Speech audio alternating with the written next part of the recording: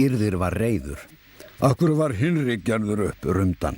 Fyrst ég var ekki gerður upp, hefði ekki átt að gera hann upp.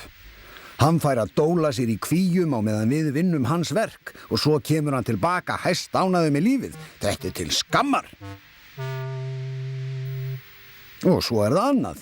Hinrik blístrar of mikið. Engin virðingarverð eimreið blístrar svona á hverri lestarstöð. Þótt að megi það ekki gert. Auðmingja Hinrik var ekki lengur kátur. Engar áhyggjur, hvíslaði Pési. Mér finnst gott að þú skuli vera komin heim og mér finnst þú blístra skemmtilega. Bless, Hinrik, kallaði Gyrðir. Það gott að þú ert komin aftur, en mundu hvað ég sagði. Seinna staðnæmdist Hinrik á stöðinans Edvards. Halló, Hinrik, sagði Edvard. Mikið líturðu vel út. Það var gaman að heyra þig blístra af kæti í gær. Takk, Edvard, sagði Hinrik og brosti. Uss, heyrirðu eitthvað?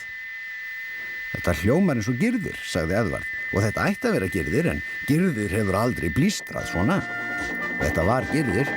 Hann kom á flegiferð niður brekkuna. Hann leit ekki á Hinrik og hann leit ekki á Edvard. Hann þaut í gegnum stöðina og hvarf sjónum. Jæja, sagði Edvard. Þótt þetta megi þetta ekki gert, sagði Hinrik og hló og sagði svo Edvardi hvað Gyrðir hafði sagt.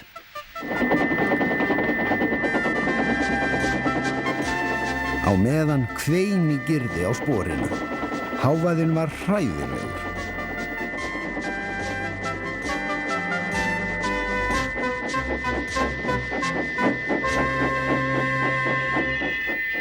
Á lestarstöðinni héldu allir fyrir eyrun, líka feiti eftirlitsmaðurinn. Farið burt með hann, hrópaði hann, og þakkið niður í honum. Gyrðir skrölti niður dregin í burtu en gat ekki hætt að blístra fyrir en 2 viðgerðarmenn löguðu flautuna á honum. Kvöldið laumaðist Gyrðir inn í skýlið. Honum fannst gott að það var tómt.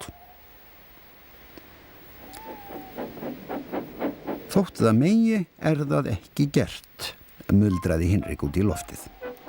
Enginn nefndi flautur. Næsta dag var Hinrik í essinu sínu. Mér líður svo vel, söng hann. Trikkiti trokk, rauluðu vagnarnir hans.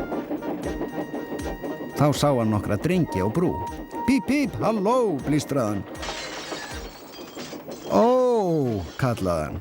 Drenginir veifuðu ekki og skrifuðu ekki niður númerið á honum. Í staðinn köstuðu þeir steinum í hann.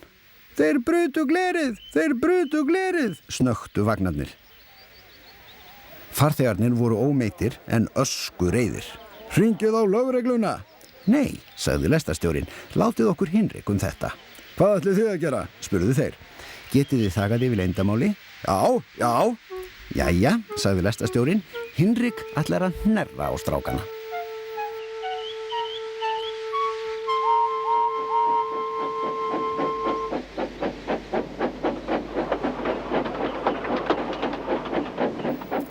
Fullt af fólki beið við stöðina næst á undan brúnni. Það langaði að sjá hvað myndi gerast. Það nóg af ösku í Hinriki, sagði lestarstjórinn. Hafið alla glugga lokaða þangað til við erum komin fram hjá brúnni.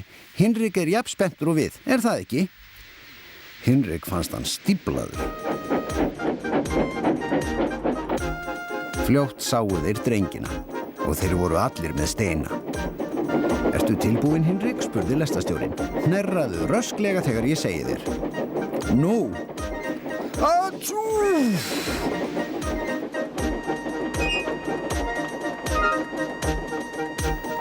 Vel af sér vikið, Hinrik, sagði lestarstjórinn og hló. Hinrik fór heim mjög ánægður með sjálfan sig. Hann hafði sýnt Gyrði og óknyttastrákunum í 2 heimana með hnerra og blístri.